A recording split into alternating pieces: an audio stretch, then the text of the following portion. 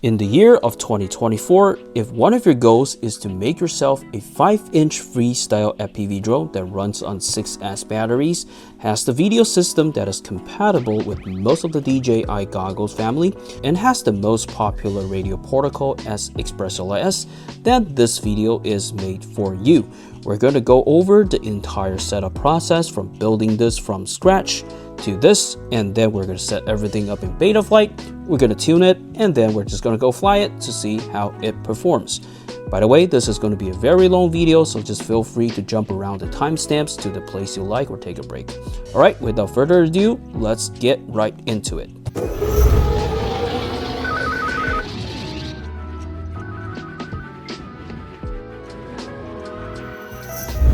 Before we begin, let's quickly go over the essential parts for a FPV drone. So for an FPV drone, you're going to need a frame, you're going to need a flight controller, you're going to need a 41 ESC, you need 4 motors, you need a receiver, you need a video system, VTX, basically the onboard camera that transmits video signal to your goggles. Otherwise, if you don't have this, it's not going to be FPV, it's just going to be a drone, right? Alright, so let's dig into a little bit more. Let's look at the frame. So this frame is going to be the Speedybee Master 5 HD version 2. I'm really looking forward to try this frame as it comes with so much stuff in one single, like a relatively cheap price. You get TPU prints, you get LED side guards, and a newly designed, I think this is going to be a soft mount system for your ESC and FC. So I'm looking forward to try this because theoretically this should reduce a lot of vibration. Alright, done with the frame. The next thing is going to be the flight controller. The flight controller we're going to use is the MEPS SZ2306. I don't know which particular F7 this is, but it just say F7. And basically you can see that this is going to be a plug and play for your video. We can just basically plug the video system into this directly without have to solder it. But yeah, it's not that important if you know what you're doing. Alright, so done with the FC. And the second part is the ESC. So ESC, still we're using MEPS, and this is going to be the SZ60 amp ESC. You can see that this is a really nice looking ESC that you don't see it in many places. And the number 3 is the motors. The motors still MEPS, because why? Because they are giving me these products for me to build this drone for them. And this is going to be the MEPS SZ2306 1750 FPV motor. So yeah, I'm pretty sure that the quality is okay, but you cannot argue that MEPS do produce like really nice looking products. Just look at this motor, come on. I don't think there's other motors that, okay, there's going to be other motors that looks very beautiful, but averagely, I just really like the design of this. Anyway, all right, so this is done. And let's look at the receiver. So the receiver is going to be the Betafpv Nano 2400 RX, and this is going to be ELRS. Yeah, so ELRS receiver, standard receiver. And the last thing is going to be the RunCam Link WASP combo. So this is going to be a Vista-like, but it's going to be a Vista-like system that works with DJI. The only difference is it's made by RunCam, so it's called RunCam Link, but it's the same thing. RunCam Link, Vista, DJI Air Unit, they all work with DJI FPV goggles. Alright, so done with explaining all the parts, and we're just going to dive into the building.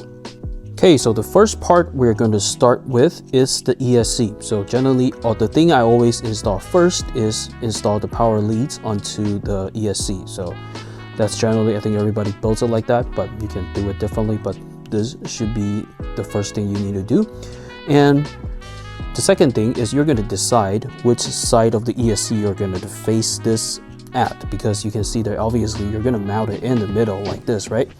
The balance lead, the power cable is going to come on from here. So you can decide if you want the power lead to exit from here, or exit from the top, or exit from the side.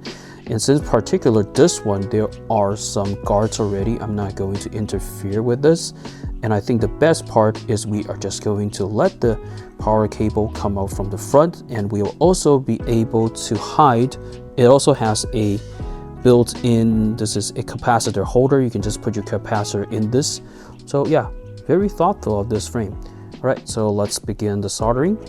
Okay, so to get the solder process going, you're gonna need an iron. I hope you have one that you can adjust the temperature. What I used to like to do is you are just going to find the biggest solder tip you can find, and because this is a very big pad which should require a lot of heat that you need to melt the entire big ball of solder. So after the tip, you're just gonna crank your iron to the highest temperature that it goes, so it will make the soldering process a little bit easier. And the second thing you're going to do is you're going to pull out this package that is going to come with the ESC. You're going to have this is a power cable, basically power cable, so XT60 cable. And then in there, you're also going to define a capacitor. And these are the little gummies for you to mount the ESC. And we're just going to do it once we solder it, so I don't accidentally melt the thing. Okay, so we are going to clip the ESC with a helping hand. If you don't have one, I strongly suggest you to buy a helping hand because it just makes life a lot easy. Next, you are going to take out some flux and you're going to open it and basically use a little brush to get out some flux and gently apply them to the solder pads that you are going to apply solder to. So the flux is going to help the solder to better stick on the thing, and it's going to make your solder joint look a little bit more beautiful. By theory, I'm not a perfect solder person, but it does help me most of the time. And let's take out the solder iron. No, this is what? Take out your tin. Yeah, take out your tin. And then what we're going to do is you're just going to use your iron.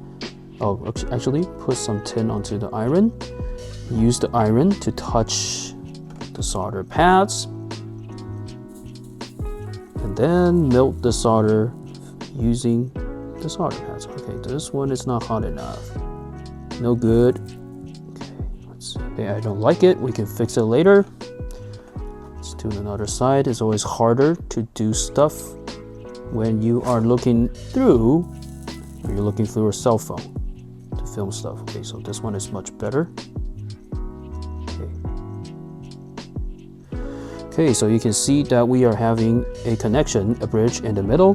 What you have to do is you are just going to touch in the middle. Oh, come on. Okay, we're going to clean this first. Basically, what you're going to do is you're just going to use your solder to like kind of scrape it. Okay, so now it separates. Okay, so it looks terrible, so we're just going to apply a lot more solder paste, basically your flux onto it. Just put a lot more onto it. And then let's put more solder onto it. And clean your solder tip, iron tip, and then apply solder.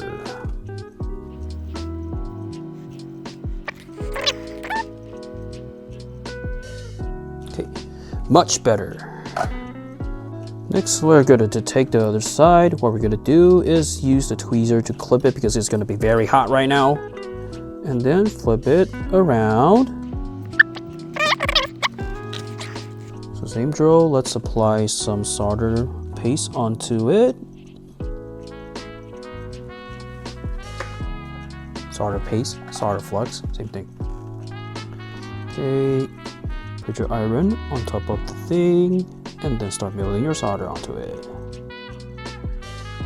Alright, not the perfect job, but it's gonna work. Next, we're gonna prep the cables. Let's just make sure that on the tip you have enough solder. They are already soldered, basically prepped, but I just wanted to have a little bit more on there so it's gonna joint easier later.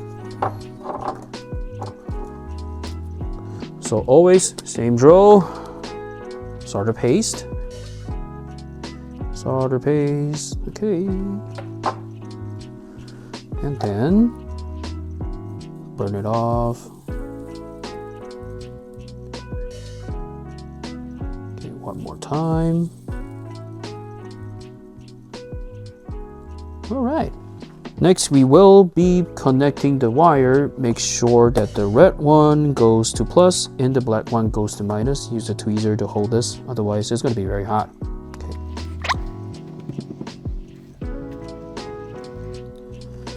Let's join it again. This is the hardest part of the entire solder job because it's not that easy to deal with such a big ball of solder. Let's clean this up.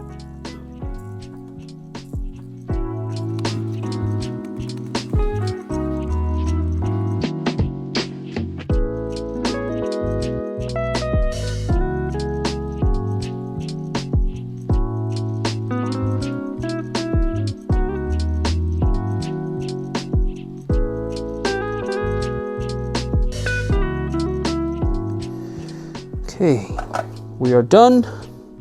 Tough job, but we're done. All right, so first thing first, you are going to bring out a multimeter and you're going to turn the knob to this location, which basically when both of the tips touches each other, it's going to make a beep sound and you will know that you will have connection, which means short. And that's the last thing you want. All you have to do is to gently place these tips onto the solder ball just to make sure that these are not touching each other. Okay, so I guess we are not touching each other, so it's okay. I'm gonna fix this a little bit later because it's too hard to do it behind the phone. All right, anyway, first step has been completed. Next thing we're going to do is we are going to get this capacitor onto the thing. Okay, so at the meantime, what we're going to do is we're just going to add these little gummies onto the ESC. So use a little tweezer, squeeze it like that, and you can squeeze it in like this. Just push it in and kind of like squeeze it on the top, and it should be perfectly aligned. I'm gonna speed up and finish up the rest. Okay, so we are done. And then let's do a quick fitting test. So theoretically, this is what I want it to look like. And we have a little thing here that should be able to hold this perfectly, including the wires coming out. Let's see if it actually works. All right, so we're gonna add some tubings onto the capacitor so it does not accidentally touch the carbon fiber. Okay, so you can see that the one with color, this is going to be your minus, so we're going to color it with the black one. We're just gonna cut it to size. Let me see. Okay, just right. Same for the other one. Okay, so right here. Okay, it works. Let's take out our helping hands. Use a little tweezer to hold the capacitor. Same drill. The black goes to black, red goes to red. This one, just simply melt it into the solder and we should be good.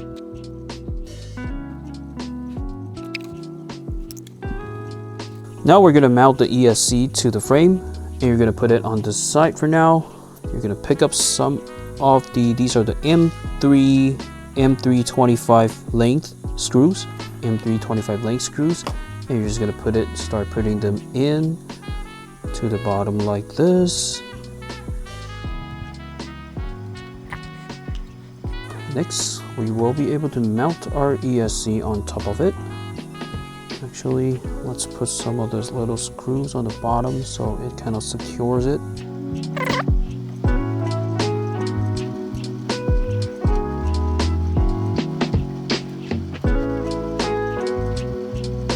Alright, so it's done. It's going to be like this. Do not over tighten. Since we're actually putting the nuts in, it kind of makes the thing go a little bit higher. So we're going to put in these little gummies instead. These are those kind of mid-size ones. So the next step, we're just going to simply mount the ESC onto the frame.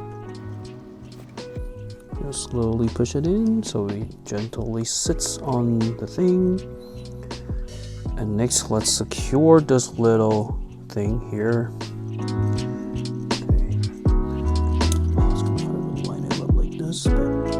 Can't do it. Let's see. Right here.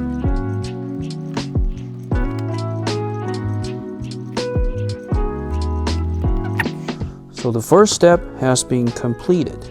The next step, we're going to take out our flight controller, and you are also going to get a package of this kind of cables in the flight controller bag. And then you are going to apply these little gummies onto the little mounting holes. And I'm not going to show you how to do it because it's too boring. Okay, and once you're done, basically it's going to go directly on top of that, and we're going to pick up a cable that is meant for the ESC. So it is going to be this one.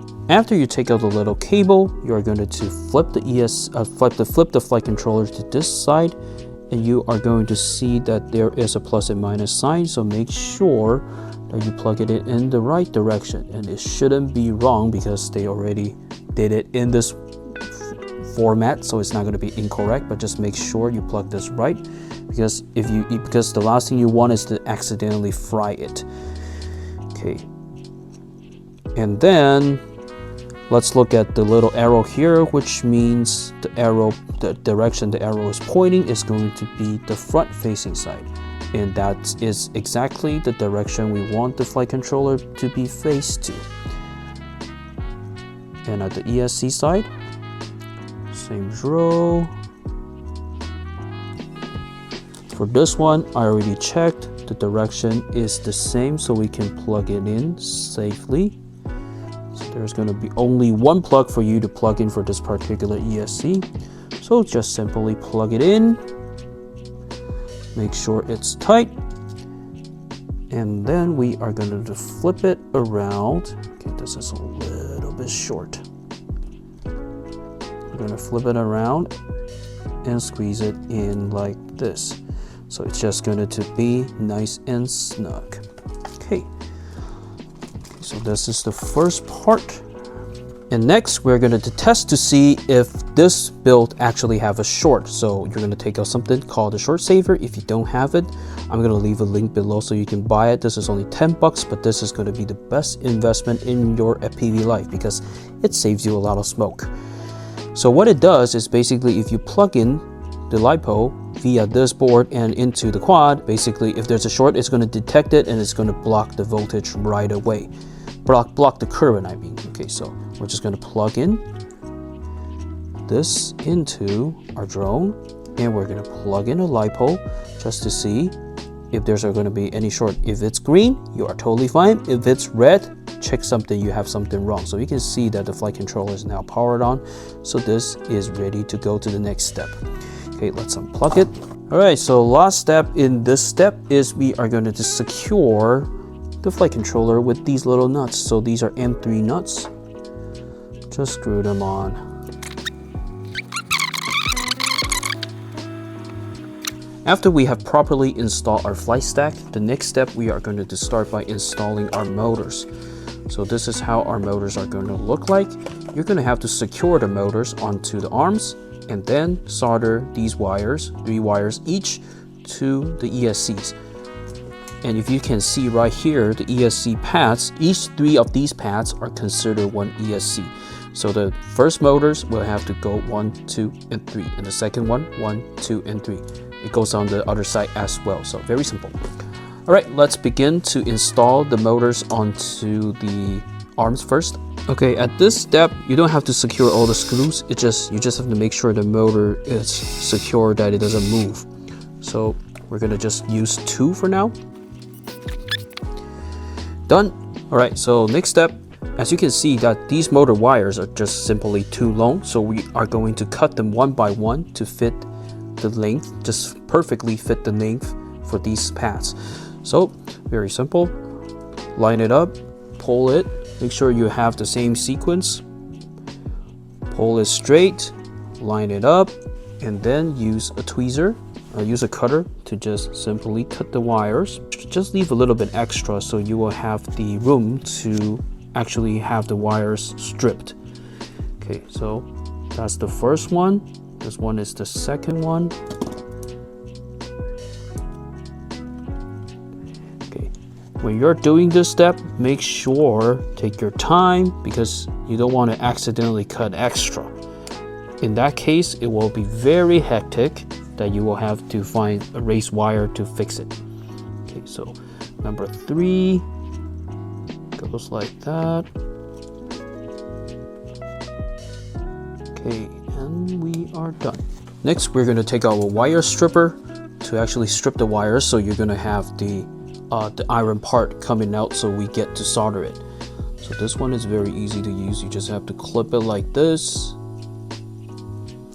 and then basically the bottom is going to hold it, and you can see that the head has been separated. So very, very easy.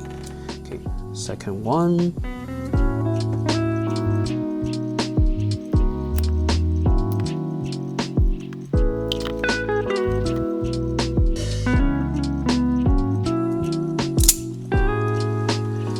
Okay, so once we are done with this, we're going to prep these wires and we're going to prep these solder pads so it can be ready for soldering. Same drill, you're going to bring out your solder paste, so basically flux, put a little bit on the top, like that, oops, okay. There you go, put some flux onto the pad, like this, okay. And then you are going to bring out your iron again, wet the tip a bit, and then place the iron tip on the solder pad. This is going to be a lot easier compared to the previous one. Okay. Make sure to give it a generous amount, not too much, not too less. Okay, that's done. And let's prep the wires. Okay, same drill, touch it.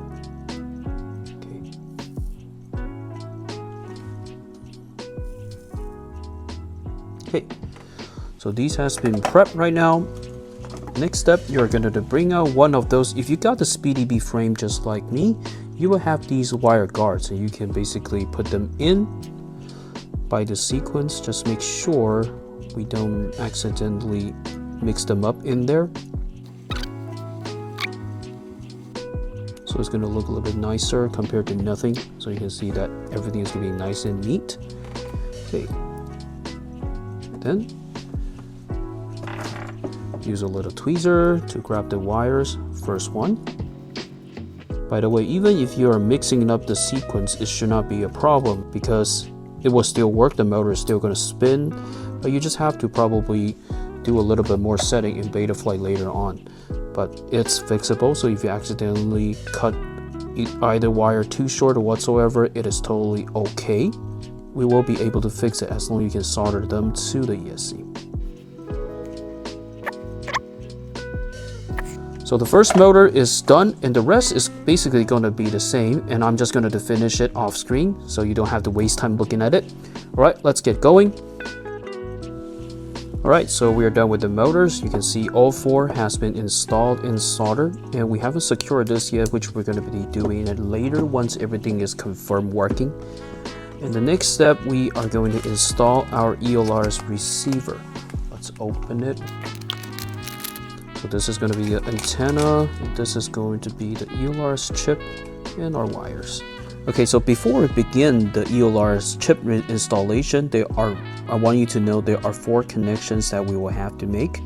The first one is obviously going to be your power, and power you're going to need a ground, a minus, and a 5 volts for plus, so minus and plus. And the next is going to be your data transfer. So data transfer, you're going to have a TX and RX. The only thing that you have to pay attention is that the TX on your receiver will have to go to the RX on your flight controller, and the RX on your receiver will have to go to TX. So 4 connections. Next, let's just look at the board so we know where we're going to solder this particular one. I think I'm actually going to connect it right here. So you can see that there's a ground, there's a 5 volts, there's a R, and there is a T. So R4, T4. And just remember the sequence, because later on this will affect which port we will have to activate on Betaflight. Okay, let's prep the boards and the receiver.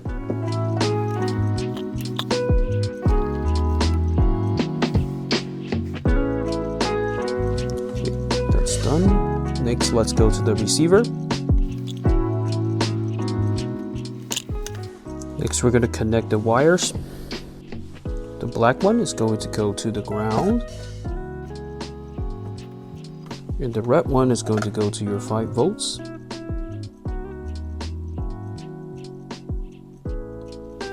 Okay, And let's just use the yellow one as TX. And the white one is going to be our RX. Alright, we are done. Alright, next let's connect the wires from the ELRS receiver to our flight controller. So the white one on our receiver is RX. So on our flight controller, it has to be TX. And we're just going to connect this to the TX pad. It's done. And then the yellow one is our TX on the receiver, which we are going to have to connect the yellow wire onto the RX on our flight controller. Done. And then the next two is going to be easy. The red one is going to be our 5 volts. And the black one is going to be our ground.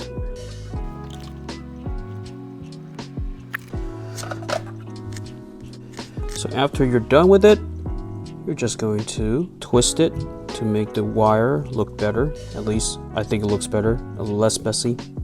Okay, that's first step. And then you're going to put on the antenna. Actually, we're going to put on these little shrink wraps onto it. Once we make sure everything is set up, we will be able to just seal it later on. And now is when you plug in the antenna. Okay, so this is done. It should be looking like this. Actually, I just discovered I made a mistake because this wire is not long enough to be harnessed into this TPU built for these like ELRS receiver chips. Later on, I will fix this. I will move this from here to here, but just know the soldering is the same. You're just changing the UART. That's it. Okay, let me just do it real quick.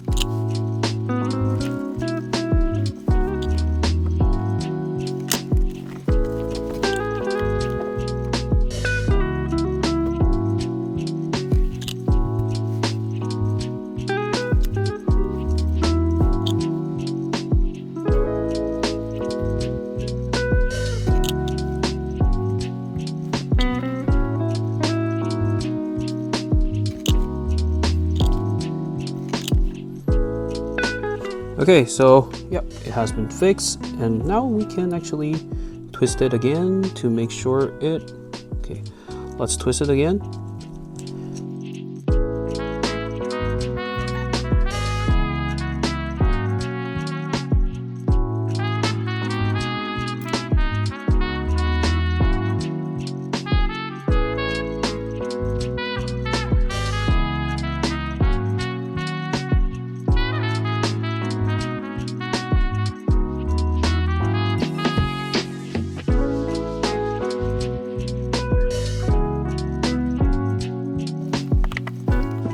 Okay, so this is how the receiver is going to be tucked away. Very simple. Alright, so after all these are done, the last thing we have to install is going to be our FPV video system, which this time we're using a RunCam Link, which is going to which is basically the DJI system that works with DJI, obviously. Okay, and in the box, you're going to get most of the stuff you need. You're going to get an antenna and some cables and some mounting screws. And what we are going to do is we're simply just going to start installing this. This is much simpler compared to an analog system, because if you're doing analog, you need to solder a lot more stuff. But this one, since everything is just one package, much easier. Let's begin to prep this first. To install this VTX, there are still some solders that we have to do, which is you basically have to solder the power and the data out from the air unit, but after that it's going to be plug and play. So they will provide you a cable with a lot of cables, and the only portion you need is going to be this portion. Generally, the last two you are not going to need them, but just to make sure we are doing it correctly, what we're going to do is you're just basically going to put these two cables on the side. Make sure to take out the red and then you're going to plug it into the flight controller. This is the only plug that is existing, right? Okay, let's just plug it in to briefly fit it to make sure it's right. And you can see that the first pin is marking as 10 volts. So red one is correct, and the black one is going to be the ground, and the white one on here is going to be T, and this is a gray one. The gray one is going to be the R. These two cables, the additional ground and the additional R, is for you to connect to DJI radio. Then this is the thing you wanted to solder, but since we are using ELRS, these can be cut off later. We're just going to put it on the side for now. Okay, so same drill as the ELRS receiver. Your T and the R has to be reversed on the other side. So if you have a T, this T right here is white, it has to go to the R, and the R here, which is gray, has to go to the T on the air unit. All right, let's begin the soldering. Let's unplug this. We're going to first connect this cable to here. So white one, let me remind myself, white one is T. Okay, white one is T. Same drill, we're always going to start by prepping the board. So that one is basically the red cable, and this one is for the black one. And this is the RX, and this is going to be our TX. Okay. Done with that. Let's connect the cables.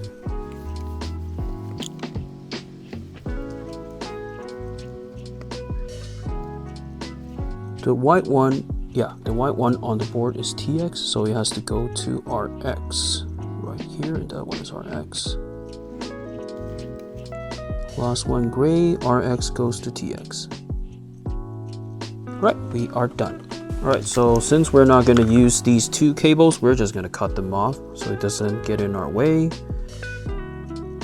You can of course take them out if you have a use of it, but I'm just going to take it out because I have spares. It's just easier this way. Okay, done for good.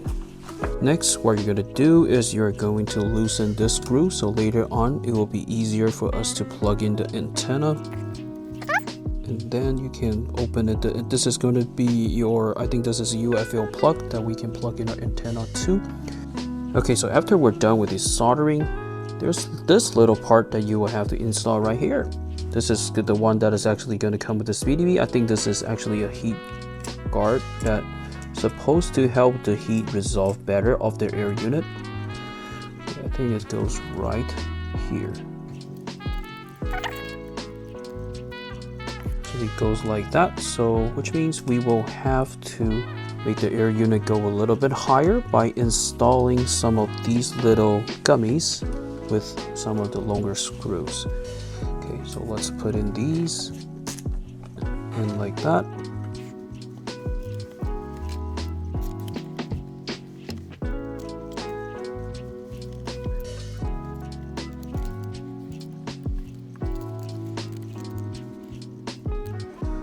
Then we are going to install the link system here. This is just perfect.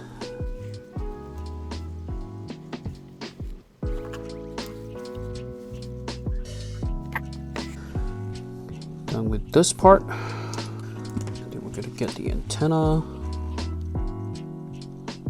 The thing I like about this frame is everything has a place to go, which is perfect. Let's see.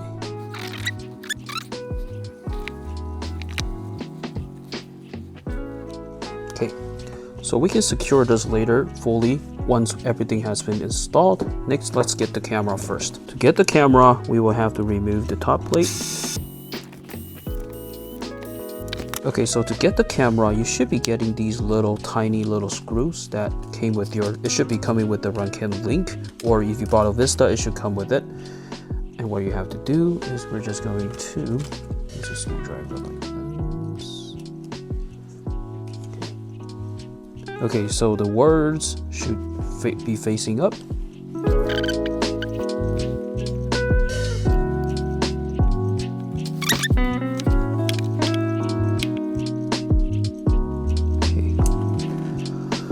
Alright, so basically after this, everything that is essential have been installed. Next, we will be able to start setting this up in our computer.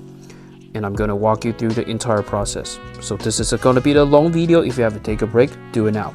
Okay, so based on what we just said, we are going to bring our quad to the computer. And basically, you're gonna connect the quad to the computer using a USB-C cable. And then let's switch our view to the computer. Okay, so once you're at the computer, you're going to connect it to Betaflight. So basically what we're going to do right now, you're just going to hit connect. Once you have connected, the first thing you wanted to see if the orientation is correct. So basically the little arrow right here is going to indicate the front side of the quad. So if it's like that, it's correct. If you flip it like that, okay, so because we are putting it up on the backwards, so it's going to give a different motion, but now we know that this is correct. Okay, so once you're done, let's leave it. The next step we're going to go is go to the ports tab. This is where you are supposed to enable all the equipments that you connect to the FC. There's two things that we have connected to the flight controller. The first thing is going to be our air unit, basically our VTX, and the second thing is going to be our radio receiver. So the first thing, UR1, if you look at the diagram right here, the ports we have connected to is going to be R1 and T1. This basically indicates is going to be UART number 1. And for DJI Vistas, you'll have to enable MSP. So basically you have to enable this one. After this is done, your VTX should be able to communicate with your flight controller. The second thing we're going to enable here is going to be our radio receiver. As you can see from the place we solder, it's basically T2 and R2. So what we have to do, you know what? We're going to enable serial RX. And once you're done with this, you can hit save and reboot. Okay, so the ports tab is done. After we connect it back, you're going to go to the receiver tab. Okay, so receiver tab, we're going to set up our receiver. So basically, if you're using a Express ELRS, you want to make sure this thing is saying serial UART. And then you wanted to make sure that you select Crossfire, and then you wanted to save and reboot. Once this is done, next let's go to the motors tab. We're going to have to make sure that we set up the motors correctly. This time you are going to be required to plug in a LiPo. So you're going to plug in a LiPo to your quad right here with everything connected. Okay, make sure no short savers because you're going to burn your short savers if you're going to do that. Okay, so the first tool that we are going to use is we're going to use the reorder motor function. Okay, let me just flip this so it's easier to understand the orientation. Okay, let's flip it this way. And what we are going to do is we are going to go to the reorder motor function. And you are going to say, I understand the risk. Basically what we're doing right now is we're going to make sure that our motors is lining up. This one should be number 1, this one should be number 2, and this one should be number 4, number 3 should be this one. So let's just make sure it's doing that, and we're going to say start. Okay, so very simple. You're just going to play the game. Which one is spinning? You're just going to click the box. Okay, so that one is spinning. Okay, now is this one, now is that one, now is that one. And by the way, during this time, since everything is going to be powered on, I want you to find a fan to blow at the VTX so it doesn't overheat. So it's going to make a little bit of noise. I apologize for that. And once you're done, hit save. Okay, same place. Let's go back to the motors tab. This time we wanted to make sure the motor direction is spinning as the indication here. So what you're going to do, you're going to use the motor direction tool, click this one. I understand the risk. I like to do it individually. Okay, so let's start with number 2, the one on the top. Okay, so let's press it. You basically hold it here and it's going to spin. So, okay, I'm touching it, so I know that this is incorrect. So I want it to be reversed. Okay, so now it's correct. Okay, let's try number 3. Make sure that, okay, number 3 still incorrect. Wait. Number 3, why is it spinning like that? Okay. Okay, number 3, I want it to reverse. Okay, now it's correct. Number 4. Okay, this is correct. Number 1 is correct. Okay, Okay, so once we're done, we can hit close. And then our motor tabs should have been set up. Let's just double check. Let's bring up all the motors just to make sure that it's actually spinning the place. Okay, that is correct, correct, correct, correct. All right, so we are done. Okay, so after we have set up the motors, you basically will be able to unplug the LiPo because I don't think we're actually going to need it for now. Okay, so we're going to set up the ELRS receiver and we're going to set up via Wi-Fi. If you want a detailed instruction, you can go check out the link right below. This is a different quad, but it's the same process. Basically, after you plug in your receiver, after your receiver is powered on, after 30 seconds of power, it's going to go into like Wi-Fi mode. So this one is already way in Wi-Fi mode before. So what you're going to do, we are going to switch back to the computer view and you are going to come down here.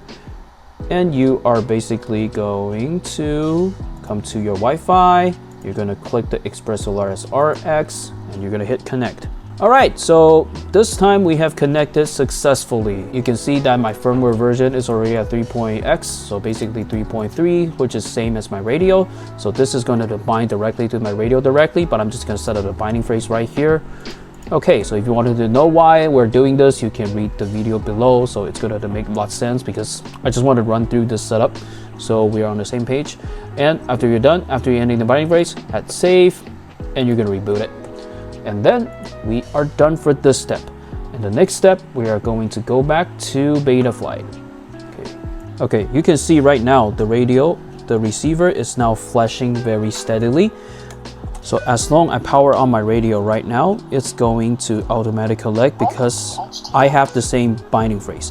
You can see that once it's connected, the light should turn solid. You can see like that. This is an indication of successful connection. Let's go into our Betaflight again, and this time same, go to the receiver. You can see that I'm going to be receiving stick inputs, and this is an indication that it's a successful bind.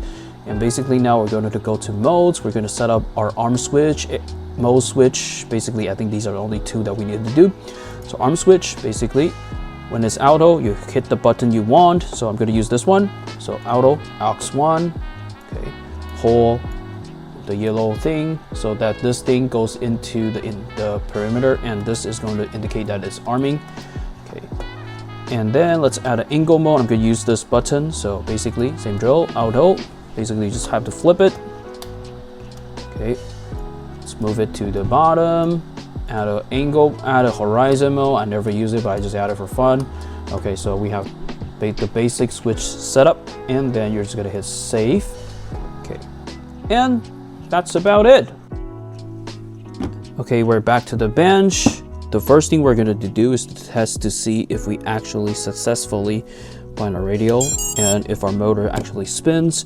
This is a test you always have to do. Welcome to HTX. Okay, so let's hit the arm button just to see if our motor actually spins. I never tested, so okay, no motor spin. Let's do it again. Press the arm switch. Okay, so actually our motors are spinning, so this is an indication that this is ready to be flown. And with the battery plugged in, we are going to bring out our goggles 2 or your goggles Integra. We're going to bind the air unit to this thing. So what you're going to do is you are going to power on the goggles. It's almost out of battery. Okay, let's put it right here so we will be able to see it. And then you can see that right here there is a little button that you will be able to press. So you're going to press the button on your Vista unit or your RunCam Link unit. You can see that it's going to be turning red, and you're going to press the button right here that is in the middle, and this will bring the goggles to start in the binding mode. You can see that now we are seeing footage, so all good. All right, so let's put on some props and we will be able to test fly this thing first time. Okay, some gen fan props. Okay, so since our motor are spinning like inside, so what we're going to do is you're going to make sure the portion of the one that is tilting up, you're going to face it inner.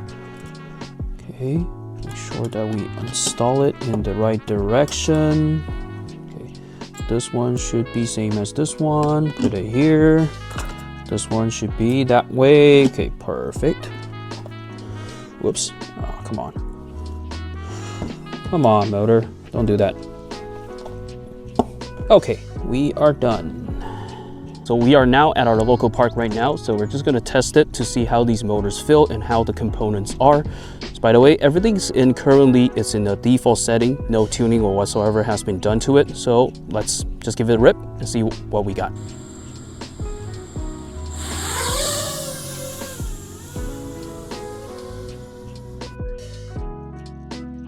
Alright, the footage you're seeing right now is coming out from the GoPro 11 Mini with gyro flow stabilization, and obviously this is going to be a voiceover because I accidentally forgot to hit the record button when I was on site. So yeah, you won't be able to see my true reaction. It was a lot more funny because I didn't expect it to be so bad to a point with untuned quads. Alright, so if you're just trying to fly straight like this, like cinematic straight without a lot of left and right movements, yeah, it is still flyable. You will still be able to get some okay footage out from it. Of course, stick inputs. Your stick inputs is going to be a little bit weird compared to like a fine-tuned quad, but the true issue is going to be revealed when you are actually trying to apply acro tricks. Like this one, you're trying to do a split S, you can see that it didn't even flip over, it just kind of corrects itself. Right here, it shoots back a little bit to a point that I don't think this is good. Yeah, I kind of regret bringing this quad out like without any tuning, so I wasn't able to get any usable footage out from this location. So we'll actually have to head back to the bench and we're gonna give it a quick tune just so it gives it some justice. So just like it's not about equipment, it's just about the tuning. All right, I will see you back in the bench. Okay, so we're back to the bench again. As you can probably see in the video that, yeah, it's not a satisfactory flight, and with no tuning, it's basically unflyable. When you kill the throttle, it shakes like crazy whatsoever. So we're just going to come back to our computer. I'm going to show you how to slap a basic tuning onto it, so at least it will be much flyable. Okay, so let's switch to our computer view. Okay, so first, you still will have to plug in the USB-C cable to your quad, so we will get to connect to Betaflight. So let's switch the view to Betaflight. After you have connected, you have to make sure that you flash your firmware to 4.4.3. The previous one is on 4.3, so we wanted to have a little bit more update firmwares. So we wanted to go into here. Actually, before we do so, I want you to save a backup here. So Billy hell yes, back up, and you're just going to click OK, save. Okay. So we're going to go to the firmware flasher. You're going to use auto detect to detect the board. You can see that although MEPS is actually MEPS, but it's still manufactured by T-Motor. So yeah. So let's go into 4.4.3. This is the one we want. Low firmware online. And we're going to flash the firmware.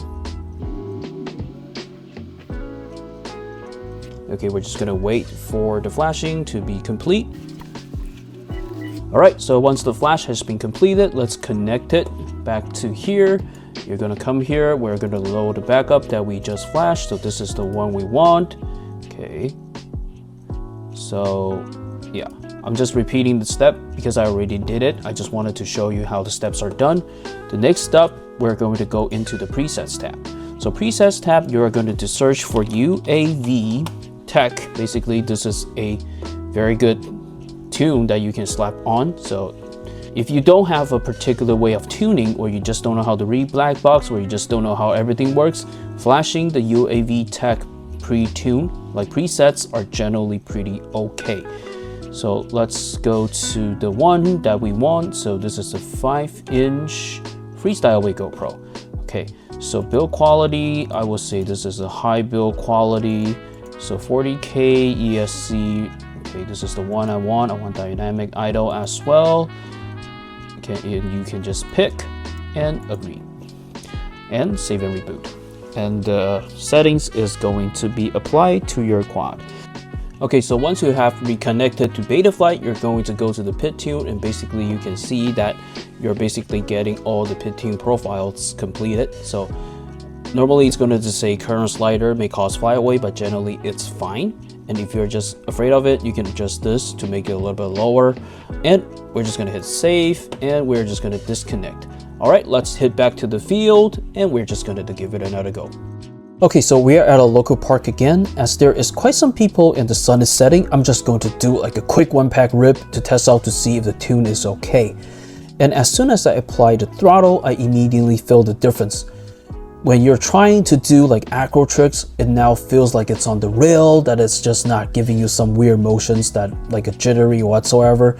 It just feels way better compared to the previously untuned status, and the difference is truly drastically, I would say, night and day.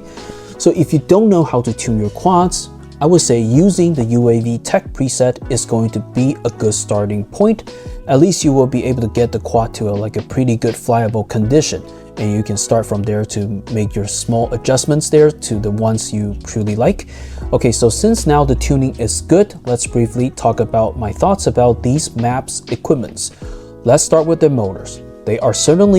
The MEPS motors are certainly not bad, and they do feel pretty smooth, but at this price point, at around $10 to $15 each, depends on if you have a sale or not, this is all the stuff you should be expecting, okay? When you're spending $10 to $15, they should perform okay. They should not be performing bad. Okay, so this is a set kind of like when you're spending $15 on the motors across the manufacturers, they should perform somewhat similar in my opinion. So the MEPS motor, I would say they are going to be a very good daily commute workhorse for you. But if you're looking for a specific flight purpose like racing, or you wanted to do like even crazy bando, something like that, I would say probably check next door, like the T-Motor F40 or the F60 series motors, or something like RC Power MCK. They are going to be way more expensive, but they are going to be built even better and should give you even better performance. Next, let's briefly talk about the flight stack. First of all, right off the bat, I have to say this is probably one of the nicer looking stack on the market. They even have a 3D engravings on their ESC, which not a lot of people actually do. So yeah, this one, I pretty like it. As for the quality wise, in the previous setup section, you can see that when we plug in the F7 flight controller, basically says T-Motors. So yeah, obviously this is going to be a T-Motor OEM products. So I don't think there should be any concern about the quality, since T-Motors has been in the market of FPV for so long. Next, let's talk about the performance. After the tuning, the performance, I would say I'm liking it so far, and especially when your flight controller is a F7 board, the processing speed is going to be the fastest currently on the market. As for the ESC, when it is 60 amps, you basically will be able to handle any 6S quads without any issue. But there's one thing that I do not like about the ESC is I think the solder pads for the battery wires are just too close. And it just makes it really easy to bridge when you're soldering. Like the previous video, when you see that I'm trying to clean it up, it's such a pain in the ass. This is something I think MEPS should be able to improve on their future releases. Okay, so I think this is about it. And I hope this long tutorial is beneficial if you're trying to build your quad.